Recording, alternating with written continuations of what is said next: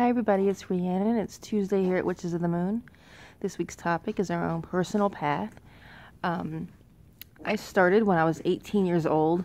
I guess my boyfriend, now husband, actually bought me my first gypsy magic book when I was 16. And I guess he knew that I was always interested in like fortune telling and things like that, and he always said that he knew that me walking a Christian path was not for me, and that he thought coming in on the fortune telling side, the fun part, would open my eyes a little bit. And he was right. He bought me Raymond Buckland's was it Gypsy Fortune Telling, I think. And I remember being completely like enthralled with that. And I put together my first little box that had dominoes and playing cards, dice, and I kept that book and that box somewhere secret because I didn't want anybody to know that I was doing anything like that. My family was it's very strange because my grandmother, the things that she did around the house, she was practicing witchcraft, and my family wasn't very open to that because my cousin was, we're a month apart, and I guess at 13 he started kind of looking into Wicca. They committed him because he was talking to trees. So I was terrified when I found out that this was what felt right. I'm like, oh my God, like they're going to find out and I'm going to be in a sanitarium somewhere, and just for believing in something different. When I moved out at 18, I found my first witchy shop, and the woman there was Wiccan and had been practicing for probably about 30 years. And she was such a sweet woman, and I adored this lady. And she is the one who taught me my basics. When she closed her shop, it coincided with me going into really deep depression. And I kind of lost my way a bit. And I didn't really practice for a long time. Probably for about 3 years, I decided that I just believed in nothing. And I wasn't practicing anything. And what was strange is I was so angry about a lot of things that even though I said I didn't believe in anything, I would still catch myself, wanting. My dog is, oh my goodness. Okay, she wants to be petted. I would still catch myself kind of leaning towards my path. And finally, I opened myself back up to it, but I still didn't do the way I should have. So in 2013, which was when it started to click that I actually had a goddess that had been with me the whole time, I started to look more into things. I was like, you know what? This is who I am, and this is what I need to admit to myself. I need to admit it to my family. I need to just be me, because I'm in my 30s now, and I'm sick of not being me.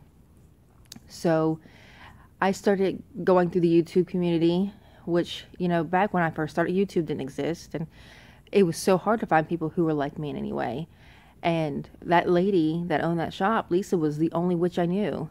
And so I only had one perspective. I had a Wiccan perspective. And when I started looking at other people on YouTube, I'm like, do you see what I'm going through? When I started going through the other videos on YouTube, I realized that there was a whole lot that I had no idea about. And I started researching things that I never thought I'd research. I started looking at hoodoo, and I started looking into voodoo just to learn it, because you want to learn as much as you possibly can, even if you don't practice that. You want to learn it. And then I realized that there were certain things and different types of magic that made sense to me, and not all of them were from a basis of Wicca. And So I realized probably in 2013 that if I had to put a label on it, and I'm not really fond of putting labels on anything, but if I had to put a label on it, that I was an eclectic witch.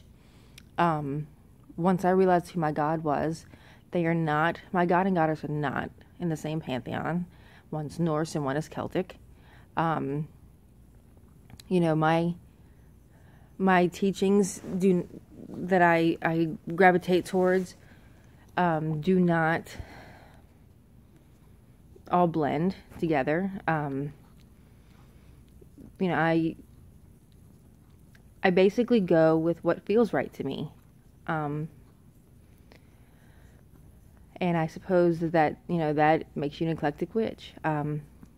For short, I'm just a witch, and I enjoy learning new things. I enjoy talking to people. I enjoy getting different perspectives. I enjoy everything about what I've become a part of in this community.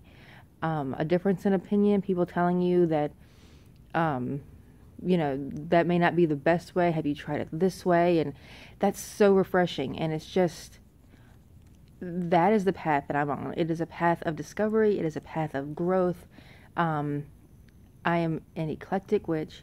I absolutely love what I'm learning. I love everything about this path. I love the steps that I've taken so far.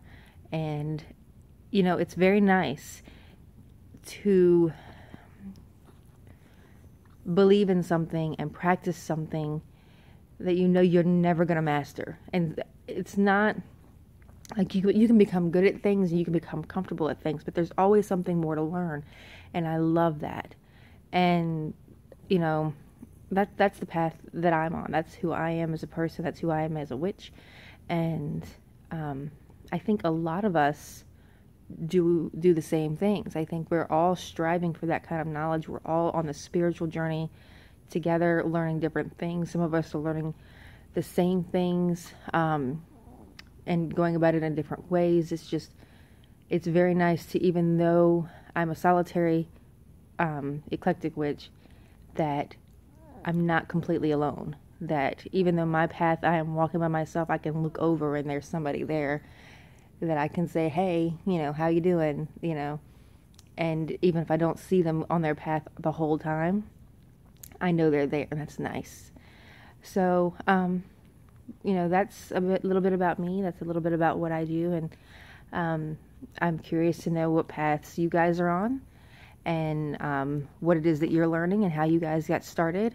If you want to put that down in the comments, that's great. And I will see you guys next week. Blessed be.